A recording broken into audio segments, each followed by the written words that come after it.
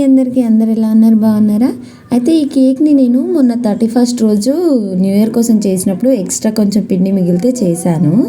అసలు ఫ్లఫీగా బాగా వచ్చింది అని చెప్పి నేనైతే వీడియో తీసుకున్నా. ఈ కేక్ని కట్ చేస్తుంటే నాకు చిన్నప్పుడు అంటే నేను 90sలో పుట్టి 2Kలో పెరిగాను. సో అప్పుడు 1 రూపీకి అలా ఒకటి ఫ్రూట్ కేక్ దొరుకుతుండే అనమాట. కేక్స్ మనకి డబ్బాలో పెట్టి సేల్ చేస్తుండే షాప్లలో, కిరాణా షాప్లలో దొరుకుతుండే. నాకు ఈ కేక్ని కట్ చేసి చూడగానే నాకు ఆ విషయం అయితే గుర్తుకొచ్చింది. కేక్ కరెక్ట్గా బేక్ అవ్వాలి అంటే మనం తీసుకునే ఇంగ్రీడియంట్స్లోనే ఉంటుందండి ప్రాసెస్ కన్నా. ఇంకా మంచిగా కూడా బేక్ అవుతుంది. మనం తీసుకునే ఇంగ్రీడియంట్స్ క్వాలిటీ ఉంటేనే కేక్ కూడా క్వాలిటీగా వస్తుంది. నాకు ఇది చూసి దాన్ని కట్ చేసిన తర్వాత చిన్నప్పటి జ్ఞాపకాలు అయితే గుర్తుకొచ్చాయి. మీకేమనిపించిందో కూడా కామెంట్ చేయండి. అయితే కేక్స్ బేక్ చేయడం కోసం రెగ్యులర్గా వాడే baking powder and baking soda కూడా మీకు ఇక్కడ చూపిస్తాను. కేక్ని చూస్తేనే అర్థమవుతుందిగా ఎలా వచ్చిందో.